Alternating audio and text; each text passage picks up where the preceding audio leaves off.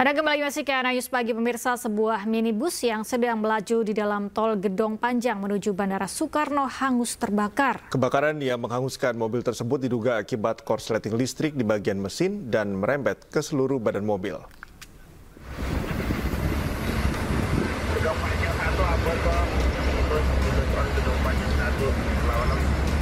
Api dengan cepat membesar dan membakar seluruh badan minibus di kilometer 23 Jalan Tol Gedong Panjang, Penjaringan, Jakarta Utara. Petugas pemadam kebakaran wilayah Jakarta Utara yang tiba di lokasi langsung berjibaku melakukan pemadaman. Mobil yang dikendarai seorang diri ini terbakar saat kendaraan sedang melaju dari arah Gedong Panjang menuju Bandara Soekarno-Hatta. Namun tiba-tiba dari bagian pendingin udara mengeluarkan asap dan tak lama kemudian nampak percikan api dari bagian kap mesin hingga akhirnya membakar keseluruhan kendaraan.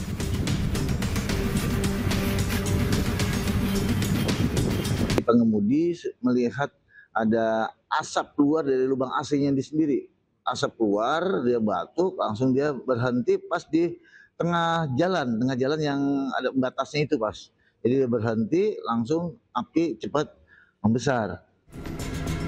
Tak ada korban jiwa dalam peristiwa ini dan kendaraan serta pemilik dibawa ke kantor patroli Jalan Raya Polda Metro Jaya. Dari Jakarta, Sofyan Firdaus, iNews melaporkan. Sebuah mobil terjun di Kali Angke yang berada di Jalan Pangeran Tubagus Angke, Tambora, Jakarta Barat. Diduga sopir kurang konsentrasi saat berkendara.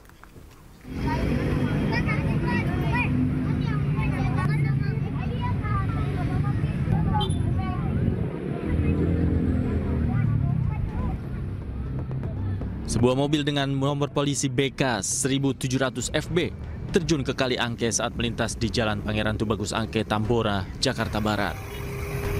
Menurut sopir, sebelum kejadian mobil melaju dari arah Pesing menuju Jelambar. Namun tiba-tiba sopir hilang konsentrasi sehingga mobil langsung terjun ke kali. Beruntung sopir beserta 2 orang penumpangnya berhasil keluar dari dalam mobil dengan kondisi selamat. Dari sana kita kemari tahunya sampai sini nggak kelihatan apa-apa, langsung nyemplung. Udah tahunya di air. Bapak dari arah Pesing mau ke arah? Mau ke Jelambar. Ke Jelambar. Ini Bapak ninggalin motor atau gimana Pak? Nggak ada. Jalan pelan gitu tiba-tiba nggak kelihatan apa-apa, langsung dari air.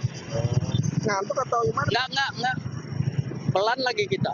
Itu nggak ada bekas rusaknya, tapi ada bekas semennya itu nggak ada bekas bilas itu. Satu unit kendaraan berat kren milik Sudin Gulkarmat Jakarta Barat dioperasikan untuk mengevakuasi mobil. Endapan lumpur yang mencapai 1 meter lebih sempat menyulitkan evakuasi kendaraan. Setelah 1 jam, mobil akhirnya berhasil dievakuasi. Kita dari tim pemadam kebakaran Jakarta Barat telah mengevakuasi mobil menggunakan peralatan unit medan berat untuk mengangkat, dan tadi terkendala karena dalamnya air dan tebalnya lumpur ke dalam, ya kemungkinan agak berat lah ditariknya. Kasus kecelakaan ini kini ditangani unit Laka Lantas Satwil Jakarta Barat. Arus lalu lintas yang sempat tersendat pun kembali lancar. Dari Jakarta, Miftahul Ghani, iNews melaporkan.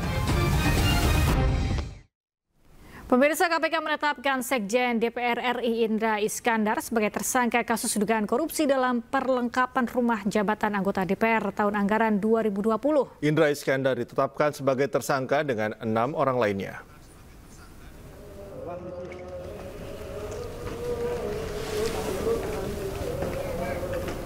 Meski telah ditetapkan sebagai tersangka, KPK belum melakukan penahanan terhadap Indra Iskandar dan 6 tersangka lainnya. Indra Iskandar dan 6 orang dijadikan tersangka oleh KPK dalam kasus dugaan korupsi pengadaan perlengkapan rumah jabatan anggota DPR tahun anggaran 2020. Penahanan ke-7 tersangka masih menunggu penghitungan kerugian keuangan negara. KPK juga belum merinci siapa ke-6 tersangka lainnya.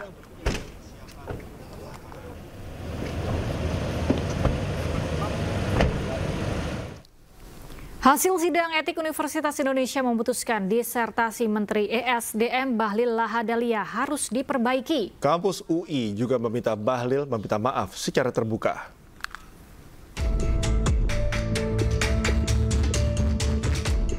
4 organ Universitas Indonesia telah mengambil keputusan dari sidang etik disertasi gelar Doktor Menteri ESDM Bahlil Lahadalia yang bermasalah. Keempat organ itu adalah Rektorat, Dewan Guru Besar, Senat Akademik, dan Majelis Wali Amanat. Sidang etik itu menghasilkan keputusan untuk melakukan pembinaan terhadap promotor, direktur, kaprodi, dan mahasiswa terkait, yaitu adalah Bahlil Lahadalia. Bentuk pembinaannya adalah penundaan kenaikan pangkat untuk promotor dan kaprodi. Sementara Bahlil diminta memperbaiki disertasinya sesuai dengan ketentuan yang berlaku dan meminta maaf kepada publik. Pembinaan itu dilakukan mulai dari penundaan kenaikan pangkat untuk jangka waktu tertentu, permintaan permohonan maaf pada sivitas akademik, dan juga peningkatan kualitas disertasi serta publikasi ilmiah. Lebih lanjut, kami menegaskan bahwa persoalan ini harus dipandang secara menyeluruh sebagai momentum untuk melakukan evaluasi dan pembenahan sistem pendidikan khususnya di SKSP UI. Keputusan bersama yang diambil oleh 4 organ Universitas Indonesia ini telah melalui proses yang transparan. Sementara itu, Bahlil Lahadalia mengakui ia belum mengajukan perbaikan disertasinya. Namun ia juga yakin bahwa disertasinya hanya diperbaiki, bukan diulang dari awal. Mohon maaf ya. Disertasinya mengulang Pak UI? Enggak tahu ya. Tadi diputuskan. Yang saya tahu, apapun yang diputuskan, saya kan mahasiswa. Apapun yang diputuskan oleh UI, saya akan ikut. Tapi yang saya tahu memang perbaikan. Ya kita perbaiki, karena memang saya belum mengajukan perbaikan ya. Artinya bukan ulang dari awal, Pak? Enggak. Universitas juga menyerahkan keputusan apakah Bahlil harus menjalani sidang disertasi ulang atau tidak pada program studi.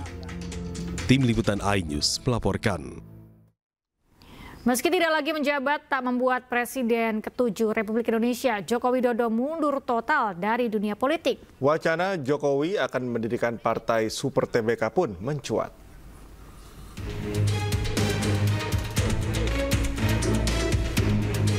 Setelah sebelumnya Presiden ke-7 RI Joko Widodo diisukan akan bergabung dengan Partai Golkar, namun hingga kini belum terwujud.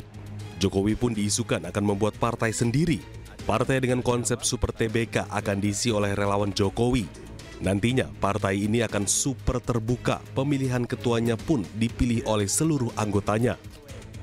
Itu memang ada ide gagasan untuk membuat partai Super TBK yang saya sampaikan juga kepada relawan-relawan. Anggapannya seperti apa terhadap gagasan ini, partai yang terbuka, super terbuka, ya nanti pemilihan ketuanya juga dilakukan secara terbuka oleh seluruh anggotanya. Sementara itu, Partai Golkar tak menutup pintu untuk Jokowi bila ingin bergabung.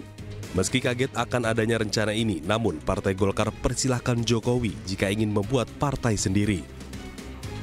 Kan katanya berproses bagaimana dengan Golkar. Ya kan, tapi kalau ada begitu ya namanya warga, apalagi ya mantan presiden 10 tahun kan, ya tergantung beliau kan.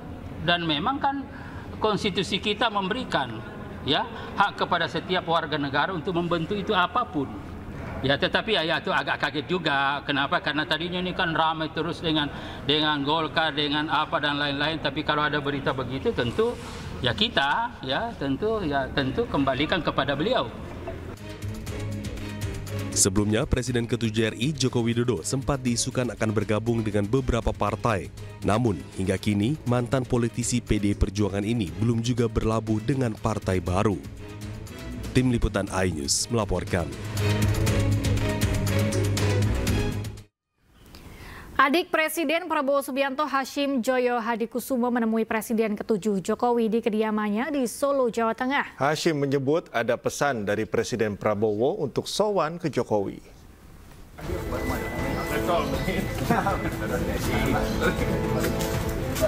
Kedatangan adik Presiden Prabowo Subianto, Hashim Joyo Hadikusumo, disambut hangat Presiden ke-7 Joko Widodo atau Jokowi di kediamannya di Gang Kutai 1, Kelurahan Sumber, Kecamatan Banjarsari, Kota Solo, Jawa Tengah.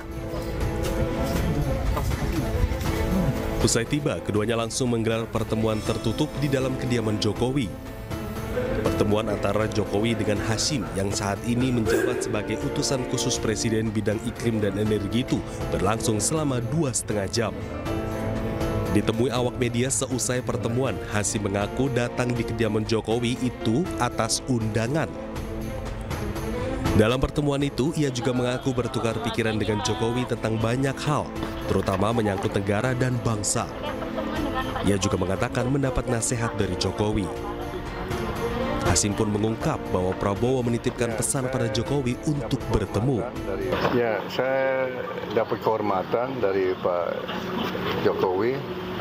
Saya diundang Pak Jokowi, kita tukar banyak pikiran, ya, kita ada banyak hal-hal yang menyangkut negara, ya, dan bangsa. Saya dapat banyak nasihat-nasihat juga, dan saya kira nasihat yang sangat berharga. Ya. Saya kira ini silaturahmi, ya. Saya kira demikian, ya, Pak. Iya. Nasihat-nasihatnya apa saja, Pak? Di antaranya. Ya, itu antara saya sama Pak Jokowi. Ada pesan dari Pak Prabowo untuk Pak Jokowi atau gimana? Ya ada.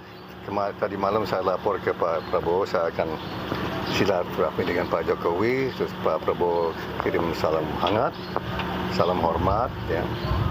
Dan berharap akan ketemu Pak Jokowi yang waktu tidak terlalu lama, yang bisa dapat nasihat juga dari beliau. Berbicara banyak hal, tapi nggak ada yang berkaitan dengan politik, nggak ada. Ya, berbicara banyak. Saran untuk Pak Hasyim tadi. Terutama yang berkaitan dengan kondisi situasi ekonomi yang perlu diinjeksi dari segala sudut agar target growth, target pertumbuhan ekonomi dari pemerintah bisa tercapai. Usai bertemu dengan Jokowi, Hasyim kemudian langsung kembali ke Jakarta. Dari Solo, Jawa Tengah, Septiantoro, iNews melaporkan. Presiden Prabowo Subianto memanggil sejumlah pengusaha ke Istana Merdeka, Jakarta Pusat. Sejumlah pengusaha yang diundang mulai dari Sugianto Kusuma atau Aguan, Antoni Salim, James Riyadi, hingga Prayogo Pangestu. Pak Boy, iya. Ini pembahasannya spesifiknya soal apa, Pak? Kalau boleh tahu, Pak? Katanya diskusi ekonomi katanya sih. Ya. Ada tamu negara lain juga katanya, Pak. Saya malah nggak tahu. Komitmen investasi juga, Pak. Ya. Terima kasih. Welcome Bapak, izin Bapak. Terima kasih. Saya belum ditanya, Pak. Terima kasih. Pertemuan apa, Pak Aguan? Pak? Hah? Pertemuan. Undangan. Iya, undangan apa? Apa itu, Pak? Belum tahu. Oke. Ada tamu negara juga, Pak? Iya. Ini spesifiknya ke program prioritas pemerintah juga, Pak Aguan? Betul. Ada salah satunya soal PSN atau? Bukan. MBG Banyak. atau MBG salah satunya? Banyak dibahas. Tapi dua itu termasuk. Oke, thank you. Jalan. Belum tahu. Kita diundang aja. Kita diundang.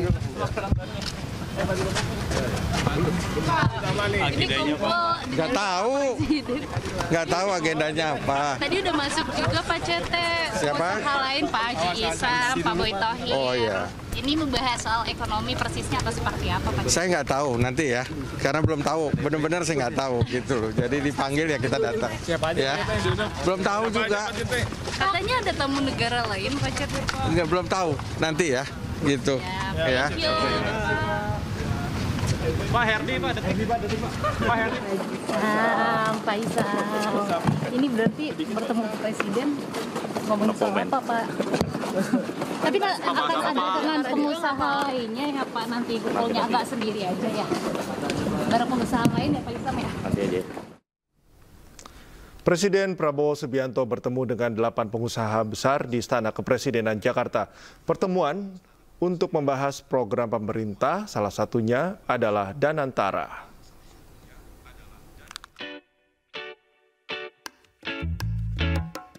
Presiden Prabowo Subianto bertemu dengan 8 pengusaha besar di Istana Kepresidenan Jakarta. 8 pengusaha itu adalah Antoni Salim, Sugianto Kusuma atau Aguan, Prajogo Pangestu, Boy Thohir, Franky Wijaya, Dato Sri Tahir, James Riyadi, dan Tommy Winata. Masing-masing pengusaha tersebut memiliki latar belakang bisnis yang berbeda, mulai dari sektor pangan, properti, energi, keuangan, dan manufaktur. Prabowo pun membahas sejumlah isu strategis, termasuk program makan bergizi gratis, pembangunan infrastruktur, penguatan industri tekstil, hingga upaya swasembada pangan dan energi. Tapi tadi yang saya lihat adalah pertemuan yang sangat baik antara pemerintah yang dipimpin oleh Pak Presiden Prabowo dengan dunia usaha. Kadin, saya sebagai ketua umum datang bersama teman-teman dunia usaha untuk berpikir bagaimana kita satu bisa mendukung program pemerintah untuk bisa mendapat pertumbuhan yang 8%, lalu juga menentaskan kemiskinan. Nah, tadi bicara banyak juga mengenai program-program Danantara. Tadi ada Pak Erick Thohir, ada Pak Menteri Rosan di sana juga bicara, dan juga tadi di situ ada tamu pembicara luar negeri yang mungkin teman-teman bisa cek. Nah, dia juga berbagi pemikiran bahwa Danantara ini adalah suatu terobosan yang luar biasa. Tapi bagaimana kita bisa melakukan tata kelola yang baik, investasi yang baik untuk bisa menghasilkan sesuatu yang baik. Arahan Bapak Presiden juga sangat jelas terakhir bahwa ya beberapa hal yang ingin kita laksanakan bersama-sama dengan dunia usaha itu harus transparan, harus terbuka, dan yang paling penting juga investasi itu dijalankan dengan penuh kehati-hatian dan tentunya return yang jelas, return yang baik yang bisa dihitung secara terbuka. Kurang lebih seperti itulah pertemuan pada hari ini gitu. Selain itu, industrialisasi dan pengelolaan investasi melalui Badan Pengelola Investasi Danantara juga menjadi topik utama dalam perbincangan. Tim Liputan, iNews melaporkan. Pemirsa, Danantara akan menjadi sumber investasi proyek pemerintah. Dan untuk memastikan bebas dari pengaruh luar, Presiden Prabowo meminta tak ada orang titipan di BPI Danantara. Bapak Presiden menyampaikan kepada kami bahwa pilihlah orang-orang yang terbaik di dalam tim Danantara ini. Tidak boleh ada titipan-titipan. Pilih yang terbaik, tidak hanya di Indonesia, terbaik di dunia pun dimasukkan sebagai beberapa alternatif nama, karena Danantara ini adalah badan investasi nasional yang memang bertujuan untuk meningkatkan perekonomian kita, dan yang paling penting adalah juga meningkatkan penciptaan. Ya, pemirsa, diduga akibat kompor menyala yang ditinggal pemiliknya, sejumlah kamar karyawan dan lapak di Penjaringan, Jakarta Utara ludes terbakar. Informasi selengkapnya akan kami hadirkan usai jeda.